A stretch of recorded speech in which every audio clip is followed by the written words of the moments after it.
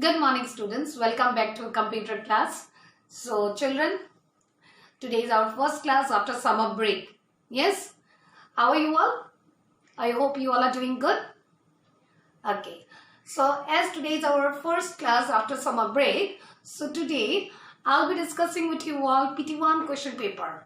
Alright children, so please be ready. I will discuss question along with the answers.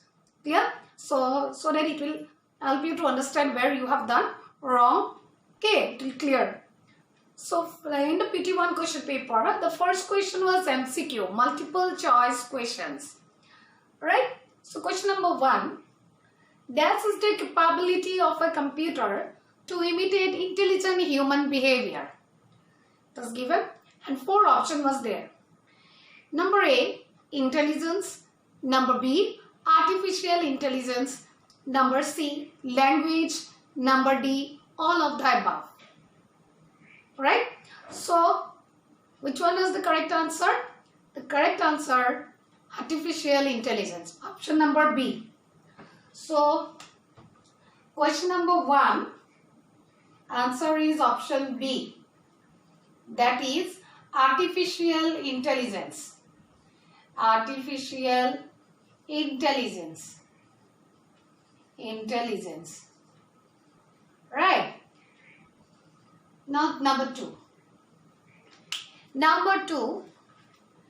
Which of the following is a type of ROM? Read-only memory. 4 options was given there. EEPROM. Then number C, EEPROM. Number 8.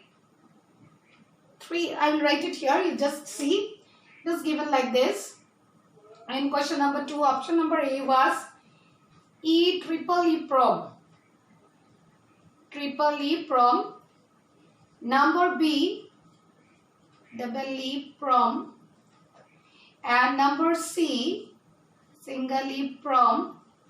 And number D, or both B and C.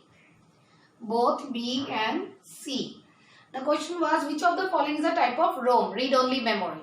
So, is it correct answer number A? No. Number B? Yes, it is correct. Number C? It is also correct. So, the correct option is, as both B and C is the correct answer, that's why the option D is the final answer. Because here written both B and C. These two is a type of ROM. That's why, which one is the correct answer? Number D, both B and C. Clear children? So, number 2 answer is D. Number 2 answer is D. Answer is D. Both B and C. B and C. Clear? Now next. What kind of processing unit? Question number 3. What kind of processing units will the 5th generation of computers have? So children, tell me, what kind of processing unit 5th generation computer have? Yes, the 5th generation computer have knowledge-based processing unit. So question number 3 answer is knowledge-based processing unit. Knowledge-based processing units. Clear? So these are the answers of question number 1 to question number 3. Now, question number 4. Can a computer run without a cache memory? Justify your answer.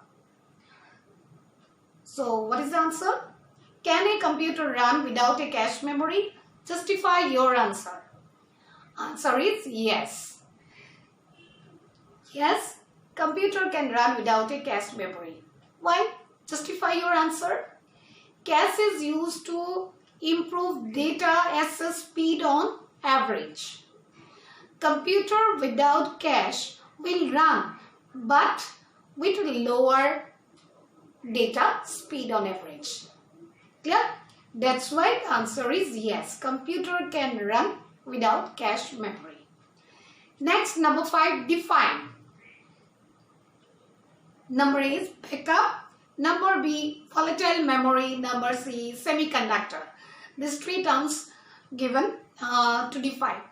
So what is backup? Backup is what? It is given in your textbook, page number 40. Backup refers to copying of computer data. So it may be used to restore original after a data lost event. That is called backup. Next one is volatile memory. Volatile memory is what, children? It maintains, it is the computer storage that maintains its data when the device is powered. Otherwise, not. Clear? Next one is semiconductor. What is semiconductor? A solid substance that has conductivity between that of an insulator and most metals. So these things you have to write for these three terms. Clear, children? Next, define generations of computer. Question number 6. Define generations of computer. State 2 advantages of third generation of computers. So whenever the question is given define generation of computers, you have to write what is generation of computers, right? As you all know, it is from chapter number 1. So you can write like that: the development of modern electronic computer took place in 5 different phases known as generation of computers. Okay. After that, what is asking? Another part. Write 2 advantages. State 2 advantages of third generation of computers. So third generation of computers, tell me, what is the advantages? It is maintenance cost was lower, right? These computers had keyboards and monitors, or also you can write supported high level languages like COBOL, Pascal, etc. So these are the advantages you have to write. Any 2. Clear? Now, question number 7. Each cell in the computer memory has a unique address varying from 0 to memory size -2. It is true or false? So the answer is false. Okay. So now question number 8. Match the option of column A with column B. Right. 5 match the following given. Number 1 is 1 KB. So here I will write question number 8. Answer is match the following. Is match the following. So number 1, 1 KB. 1 KB equal to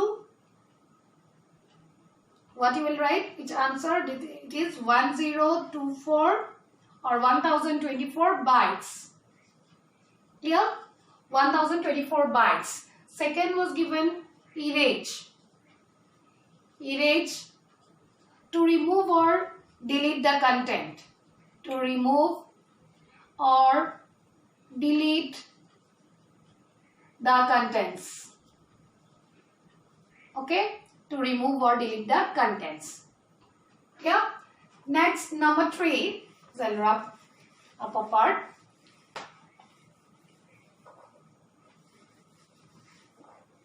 Number 3, PROM. PROM, it is primary memory. Primary memory. Okay. Number 4, semiconductor. Semiconductor. Semiconductor. Semiconductor is a solid substance. A solid substance. Solid substance that has conductivity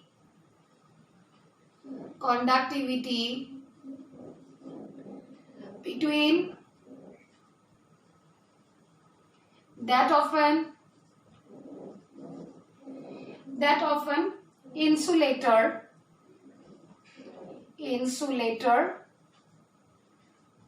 and most of metals. Most metals. Right? And the last one, that is Last one is number 5, RAM.